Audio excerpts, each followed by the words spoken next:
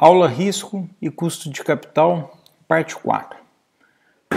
Um pouco mais sobre beta e principalmente o efeito da alavancagem, aqui a alavancagem financeira especificamente, sobre o beta. Vejam isso aqui. O valor de uma empresa pode ser visto do seu lado esquerdo como do lado direito. Do lado direito nós temos a dívida, valor de mercado, capital próprio, valor de mercado. E do lado esquerdo nós temos a empresa, o valor dela sem alavancagem, esse N aqui é de não alavancada, e o valor do benefício fiscal. O benefício fiscal é a alíquota do imposto de renda vezes a dívida. Isso nós vamos ver na aula de estrutura de capital. Então nós temos aqui o valor da empresa igual do lado esquerdo igual do lado direito. Nós queremos avaliar o beta, ou seja, o risco que importa para a nossa avaliação de projetos, que é o foco dessa disciplina. Nós temos o beta, nós podemos olhá-lo do lado esquerdo e também do lado direito. Aqui está. O beta do lado esquerdo é o beta das partes ponderado, cada beta ponderado pela sua participação, e o beta do lado direito. Por exemplo, beta da dívida vezes a participação da dívida e o beta do capital próprio vezes a participação do capital próprio. Olha, todos os denominadores aqui são o valor da empresa. Então nós temos VA, VA, VA e VA. Corta tudo e nós temos aqui a equação inicial para pensarmos sobre o beta. A equação da tela anterior está aqui, mais alguns passos algébricos e nós chegamos nesta equação.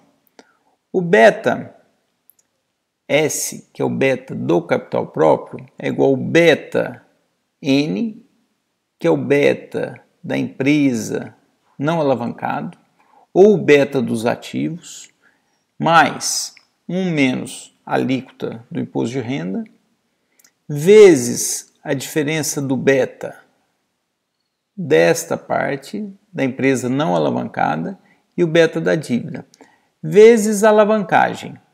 Vejam aqui o quociente dívida capital próprio, que é um quociente, é um índice, é uma relação entre capital de terceiros e capital próprio que representa a alavancagem da empresa. Seguindo com a equação da tela anterior e assumindo o beta da dívida igual a zero, nós passamos a ter a seguinte equação. O beta do capital próprio, o beta S, é o beta da empresa não alavancada mais este termo. Colocando o beta não alavancado em evidência, nós temos aqui o beta do capital próprio igual a 1 mais este termo da alavancagem vezes o beta de uma empresa não alavancada. Bom, temos aqui a equação da tela anterior e o seguinte, primeiro o beta do capital próprio, ou seja, o beta de S para uma empresa sem dívida. Então vejam só, a empresa não tem dívida, então S é igual o valor da empresa não alavancada. Por quê? Porque não há alavancagem, não há dívida. E o beta N, que também nós tratamos como beta U, beta não alavancado, beta U, beta D unleveraged. Bom, se não há dívida, isto aqui é zero. Então o beta S é igual ao beta N, ou seja, o beta S é igual ao beta não alavancado, que nós chamamos também de beta U. E para a empresa com dívida? Bom, mantém-se a alavancagem, mantém-se esse termo, e o beta S, nós chamamos ele de beta L, de leverage, ou seja, de uma empresa alavancada. É o beta da ação para uma empresa que tem alavancagem, que tem dívida, ela é alavancada em dívida.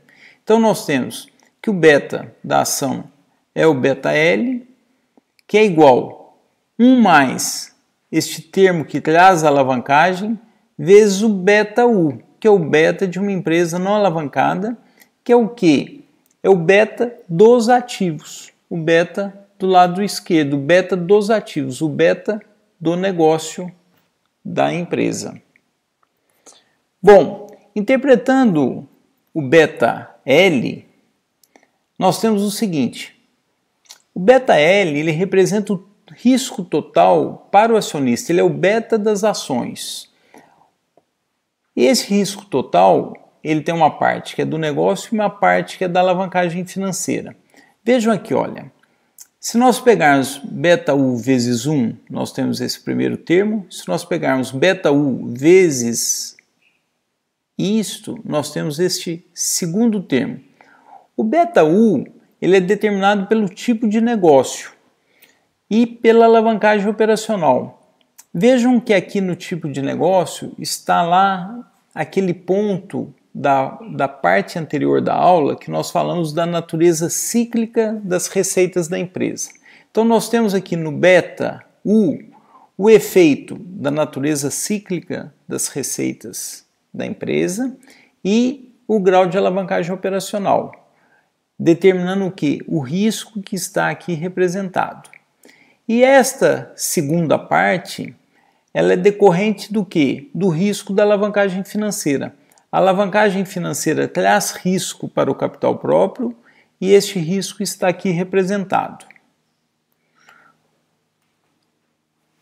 Voltando para o custo do capital próprio e concluindo este assunto, o que nós temos? Nós temos que o custo do capital próprio, nós estamos usando o CAPM, que é novamente o seguinte: a taxa livre de risco mais o prêmio pelo risco. E agora, nesta aula, nesta parte da aula, nós estamos abrindo o beta. Olha só, nós temos o custo do capital próprio de uma empresa sem dívida, em que o beta é o beta quando não há alavancagem, o beta U, vezes o prêmio pelo risco de mercado. E quando há dívida, nós temos aqui o beta L, que é o quê? Nós estamos falando de capital próprio, beta do capital próprio, beta das ações para uma empresa que tem alavancagem, ou seja, para uma empresa que tem dívida.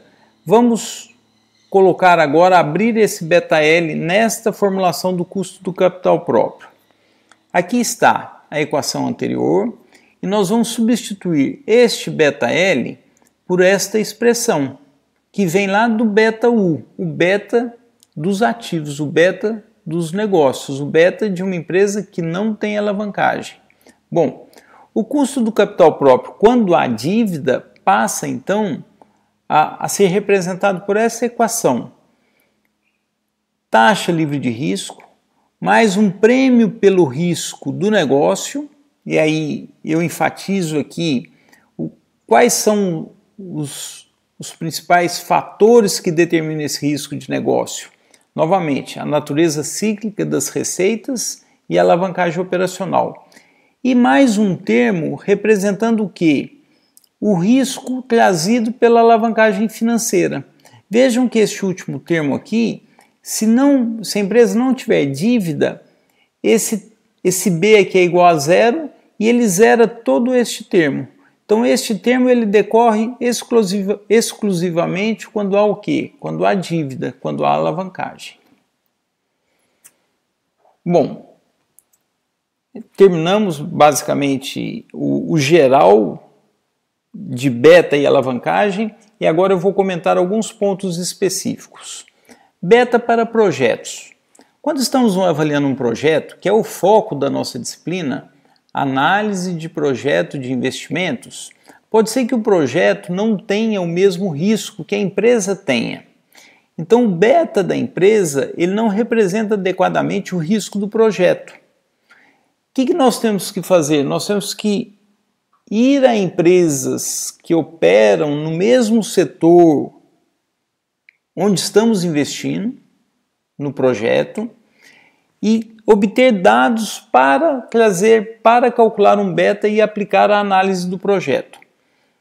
Aqui está o passo a passo que vai ajudá-los na resolução de exercícios. Esse é um primeiro ponto específico. Eu passo para olhar esta análise de projetos, diferentemente da firma, a partir deste gráfico. Aqui nós temos o beta da empresa e aqui a taxa que esse beta determina na SML, na Security Market Line, que é a equação do CAPM. Né? A equação está aqui, olha.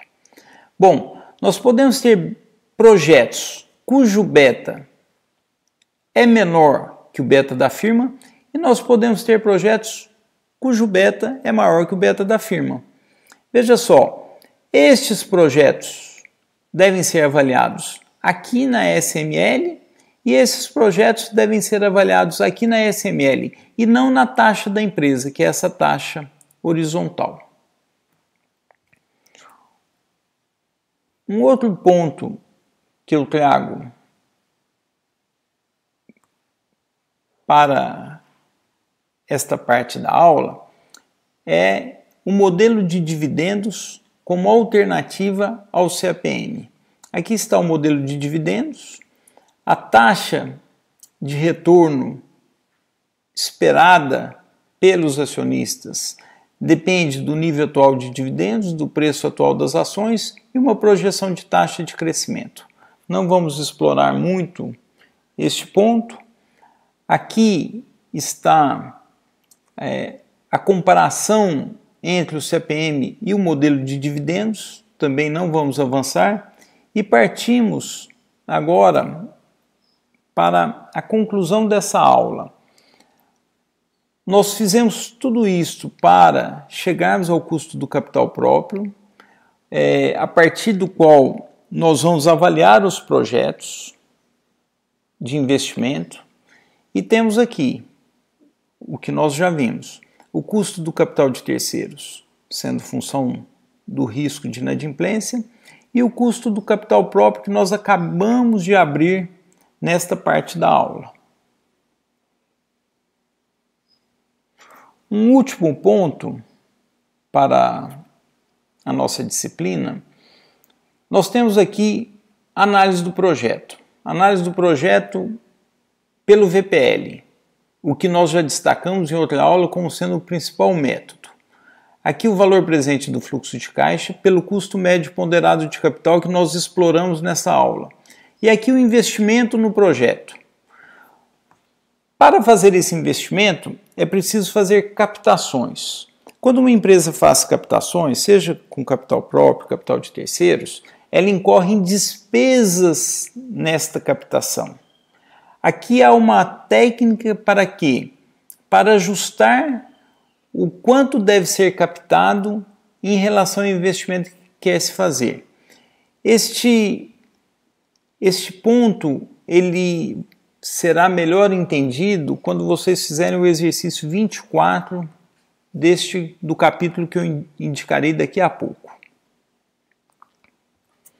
Aqui está o exercício 24 e os outros 5 exercícios que vocês devem fazer para a próxima aula. Os 6 exercícios para essa disciplina e o restante para a disciplina do segundo semestre. É isto. Aqui está o gabarito para ajudá-los num primeiro momento dos exercícios. A bibliografia. Qualquer comentário, mandem-me um e-mail